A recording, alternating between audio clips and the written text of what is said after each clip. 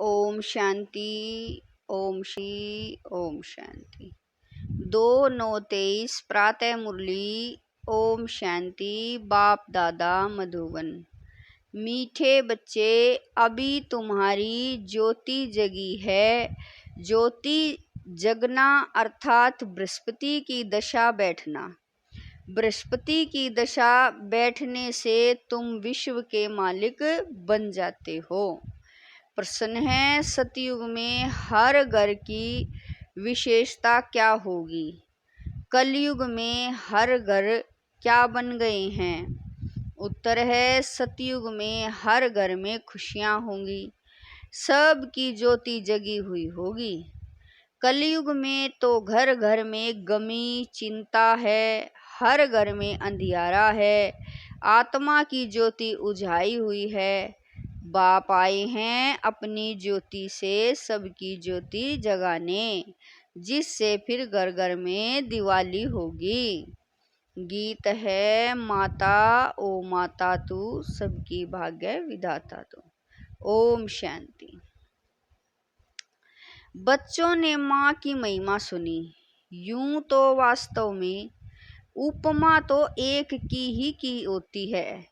माँ को भी जगत अम्बा बनाने वाला, जन्म देने वाला फिर भी कोई और है। ऐसी माँ को भी जन्म किसने दिया? कहेंगे पतित पावन परम पिता परमात्मा शिव ने दिया। फिर भी महिमा हो जाती है एक ही ज्ञान सागर पतित पावन परम पिता परमात्मा शिव बाबा की। वह बैठ बच्चों को अपना और अपनी रचना के आदि मध्य अंत का और पतितों को पावन बनाने का राज समझाते हैं। यह तो बच्चे समझते हैं। इस समय पतित राज्य है, जिसको रावण राज्य कहा जाता है।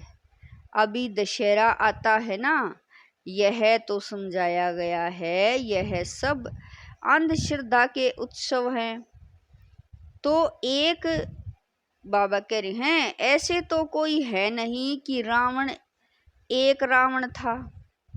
लंका थी। लंका सिलोन को कहा जाता है। दिखाते हैं वहां सागर पर बंदरों ने पुल बनाई। वास्तव में यह सब हैं दंत कथाएं।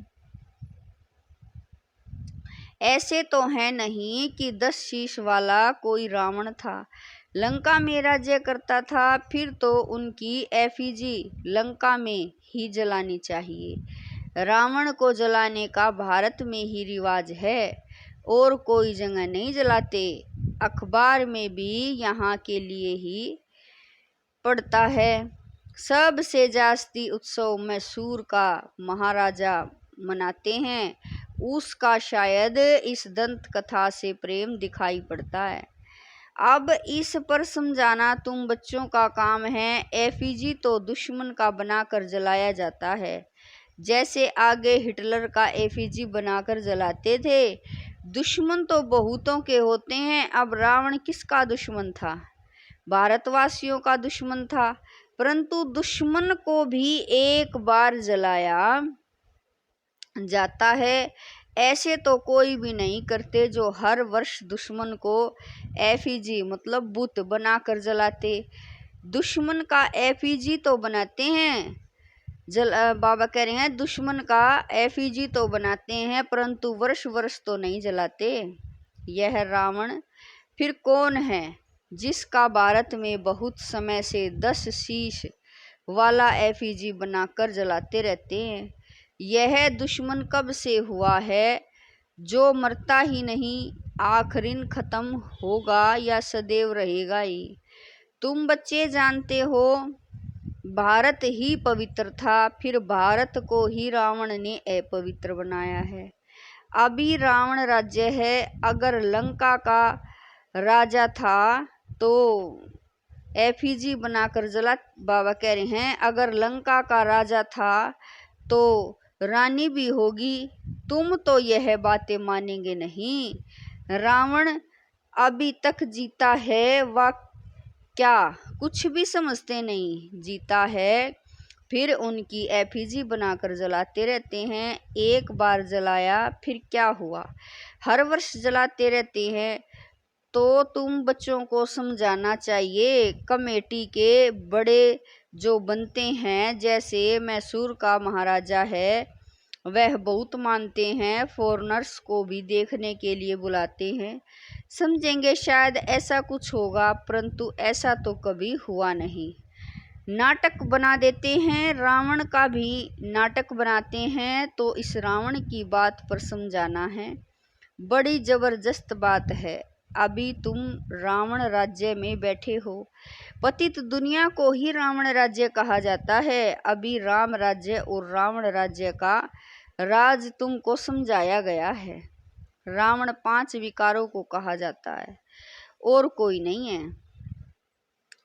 तुम समझ गए हो। रावण का राज्य अभी भारत में है। भारत में ही दशहरा, दीपमाला आदि मनाते हैं। तो समझाना पड़े, अगर रावण जीता है तो रावण राज्य ठहराना। रावण है पतित बनाने वाला। तुम जानते हो 5 विकार जो कि इस समय सर्वव्यापी हैं, उनको ही रावण कहा जाता है। रावण के चित्र तो आगे दशहरे में निकलते थे, उसमें तिथि तारीख भी डालनी पड़े। इस समय पतित का विनाश और पावन की स्थापना होती है। तुम पतित से पावन बन रहे हो, पावन बन जाएंगे, फिर रावण संप्रदाय को आग लगेगी, रावण खत्म हो जाएगा, फिर सतयुग में कोई एफिजी नहीं बनानी पड़ेगी, सब पावन बन जाएंगे। आत्मा में सतो प्रधानता की जब ताकत थी तो जागती ज्योत थी। पतित बनने से वह ज्योत उजा गई है। आत्मा ही पतित बनी, उड़ने की ताकत नहीं है। 5 विकारों से आत्मा आयरन एज बन गई है। यह जरूर समझना है, आत्मा को जागृत करने वाला एक बाप है। यह तो सब कहते हैं ज्योति स्वरूप परम पिता परमात्मा आएगा। अब ज्योति स्वरूप तो तुम आत्मा भी हो, परम पिता परमात्मा भी ज्योति स्वरूप है। तुम्हारी आत्मा की ज्योत बुझ गई है, बाकी जाकर जरा सी रही है। मनुष्य मरते हैं तो रात दिन उनका दीवा जलाते हैं, दीवे की बहुत संभाल करते हैं, धृत खत्म हो जाता है, फिर और डालते हैं। आत्माओं का भी ऐसे है, बाप आकर सबकी ज्ञान से ज्योति जगाते हैं। ज्योति जगी हुई कितना समय चलती है, वह तो रात को जलाते हैं, फिर धृत डालते जाते हैं। तुम्हारी अब ज्योति जग रही है, जगते जगते फिर जगी जाएगी। ज्योति बुझने से बाबा करे, ज्योति बुझने में 5000 वर्ष लगता है, फिर बाप आकर धृत डालते हैं। तुम्हारी अब ज्योति जगी है, फिर धीरे धीरे कला कम होती जाएगी, ज्योति उजाई जाएगी। तुम जानते हो अभी हमारी ज्योति जगती है, फिर सतयुग में घर घर में सोच रहा होगा। भारत की ही बात है, अभी तो घर घर में अंधियारा है, खुशी है नहीं। तुम जानते हो सतयुग त्रेता में हम बहुत खुश थे और खुशी मनाते थे। सभी की ज्योति जगी हुई रहती है, फिर थोड़ी थोड़ी कमती होती जाती है। इस समय तो बिल्कुल उजाई हुई है, खाद पड़ी हुई है। बाप आकर फिर ज्ञान का गर्त डालते हैं, जिससे तुम फिर जागती ज्योत बन जाते हो। तुम्हारे ज्ञान चक्षु खुल जाते हैं। तुम जानते हो अभी हमारी सारी काया खल्लास हो गई है, राहु का ग्रहण लग गया है। तुमको काला होने में कितना समय लगता है, शुरू से लेकर थोड़ा थोड़ा होते फिर माया का प्रवेश होने से ही बहुत काले बन जाते हो। अभी तुम्हारे ऊपर राहु की दशा है, सबसे कड़ी है राहु की दशा। अभी फिर बृहस्पति की दशा बैठती है, क्योंकि अभी विश्व का मालिक बनने के लिए तुम वृक्षपति गुरु द्वारा पुरुषार्थ कर रहे हो। वह है अविनाशी गुरु। किसका? अविनाशी आत्माओं का। वह मनुष्य लोग आत्माओं का गुरु नहीं बनते हैं, वह मनुष्य का गुरु बनते हैं। अभी बाप तुम्हारी आत्माओं का गुरु आकर बने हैं, वृक्षपति परम पिता परमात्मा हैं। तुम समझते हो अब हमारे ऊपर बृहस्पति की दशा है, स्वर्ग के मालिक तो बनेंगे, अविनाशी सुख रहता है, परंतु उसके लिए पुरुषार्थ अब करना है कि हम सुखधाम के महाराजा महारानी बने। पुरुषार्थ तो हर एक का अपना चलता है। यह है रुद्र शिव की पाठशाला, वह है ज्ञान सागर। तुम उनकी पाठशाला में पढ़ रहे हो। भगवान वाच, मैं तुमको राजयोग सिखलाता हूँ। अविनाशी आत्माओं का अविनाशी बाप मैं हूँ। एक है जिस्मानी बाप, एक है रूहानी बाप। दोनों कॉन्ट्रास्ट भी बताना है। रूहानी बाप कब मिलते हैं? जिसको भक्ति मार्ग में सभी रूहें याद करती हैं। जिस्मानी बाप तो है विनाशी, आत्माएं तो विनाशी नहीं होती हैं। तुम जानते हो हमारा जो लौकिक बाप है वह तो जन्म बाई जन्म हम बदलते आए। बाप बगैर तो बच्चे का जन्म हो नहीं सकता। तुम बच्चों को अब विशाल बुद्धि मिलती है। तुम समझ सकते हो कि कब से हम दो बाप वाले बनते हैं। सतयुग में तो एक ही लौकिक बाप होता है, उनको ही याद करते हैं। आत्माओं को उस रूहानी बाप को याद करने की दरकार नहीं रहती। आत्माओं को सतयुग में तो एक ही लौकिक बाप होता है, वहाँ शरीर भी गोरा मिलता है, प्रारब्ध भोगते हैं ना, इसीलिए वहाँ बाप को याद नहीं करते। तो तुमको यह समझाना है भक्ति मार्ग में एक है विनाशी लौकिक बाप, वह तो हर जन्म में दूसरा मिलता है। तुम आत्मा तो अविनाशी हो, अविनाशी बाप को याद करती हो। कहते भी हैं परम पिता परम धाम में रहने वाले पिता लौकिक पिता को कभी परम पिता नहीं कहेंगे। यह दो बाप का राज समझाना बहुत जरूरी है। रावण का राज भी समझाना। रावण राज्य अर्थात पतित राज्य अभी है, इसीलिए पतित पावन बाप को बुला रहे हैं। वह अविनाशी बाप है। दो बाप जरूर सिद्ध करने हैं। आत्माओं का भी बाप है, इसीलिए पारलौकिक परम पिता परमात्मा को याद करते हैं। हर जन्म में लौकिक बाप और मिलता है, फिर भी उस रूहानी बाप को जरूर याद करते हैं। वह कभी बदलता नहीं। बाप भी कहते हैं बरोबर तुम मुझे याद करते थे हे परमपिता परमात्मा। कब तक तुमको याद करना है, फिर बाप कब मिलता है, यह तुम अभी जान गई हो। तुम जब भक्ति का अंत होता है तब भक्तों को फल देने बाप आते हैं। बाप ने समझाया है सभी भक्तों को मुक्ति जीवन मुक्ति देता हूँ। तुम जानते हो सतयुग में एक ही धर्म होता है, उसको वननेस कहेंगे। कहते हैं सभी मिलकर एक हो जाए, परंतु सभी धर्म तो एक हो नहीं सकते। जब एक राज्य हो जाता है तो पवित्रता सुख शांति रहती है। भारत में राम राज्य था जरूर, अभी यह रावण राज्य है, इसीलिए रावण को जलाते रहते हैं। तो दो बाप का राज समझाने से जट समझ जाएंगे। अविनाशी बाप तो जरूर है, नई दुनिया रचने वाला बाप ही है। नई दुनिया में बरोबर देवी देवता ही थे, फिर वही दुनिया नई से पुरानी होती है। नई दुनिया में कितने जन्म लेते, पुरानी दुनिया में कितने जन्म लेते, यह तुम जानते हो। ऐसे भी नहीं कि 84 जन्मों के आधा जन्म होने चाहिए। 42 जन्म पुरानी दुनिया में, 42 जन्म नई दुनिया में नहीं।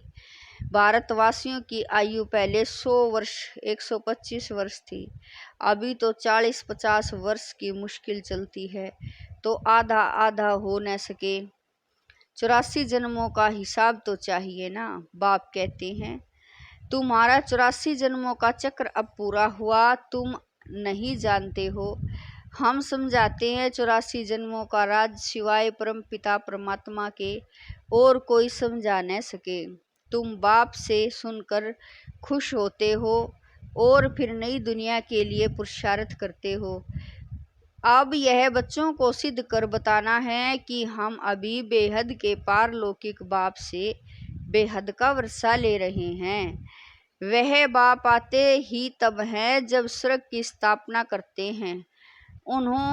बाबा कह रहे हैं उनको कहा ही जाता है हेवनली गॉड फादर। जब नए घर की स्थापना होती है तब पुराने घर को तोड़ा जाता है। लिखा हुआ भी है स्थापना फिर विनाश। स्थापना जब पूरी हो जाएगी तब विनाश होगा।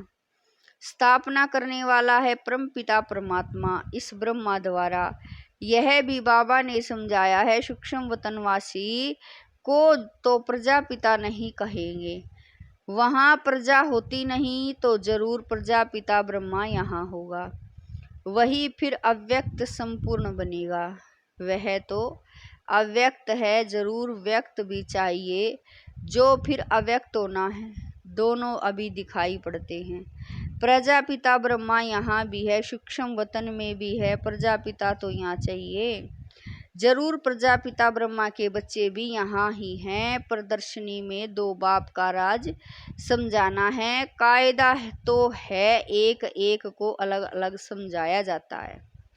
अब वहाँ किसी को कैसे समझाएंगे? समझाने के लिए तो एकांत चाहिए। वहाँ तो बहुत हंगामा होता है, यहाँ तो तुमको 1-1.5 घंटा लग जाता है समझाने में। वहाँ इतनी भीड़ में तो समझाना बड़ा मुश्किल हो जाएगा। अनेक प्रकार के धर्म वाले हैं, कोई क्या कहेंगे कोई क्या। चुप कर तो बैठेंगे नहीं।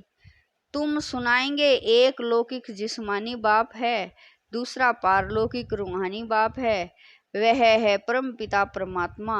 अब ब्रह्मा द्वारा स्थापना कर रहे हैं स्वर्ग की। नरक का विनाश भी सामने खड़ा है। महाभारी लड़ाई है ना। बरोबर यह राजयोग भी है। राजाई प्राप्त करने की गीता पाठशाला है। भगवान वाच सभी को दो बाप है। श्री कृष्ण को भी आत्माओं का बाप नहीं कहेंगे, आत्माओं का बाप परम पिता परमात्मा है। कि माँ में कम परमात्मा कहते हैं कि माँ में कम याद करो। अच्छा मीठे मीठे शकील दे बच्चों प्रति माता पिता बाप दादा का याद प्यार और गुड मॉर्निंग। रूहानी बाप की रूहानी बच्चों को नमस्ते।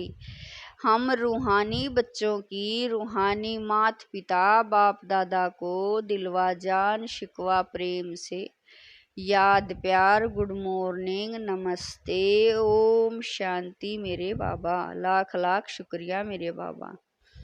धारणा के लिए मुख्य सार है। नंबर 1, स्वयं में ज्ञान का घृत डालते सदा जागती ज्योत रहना है।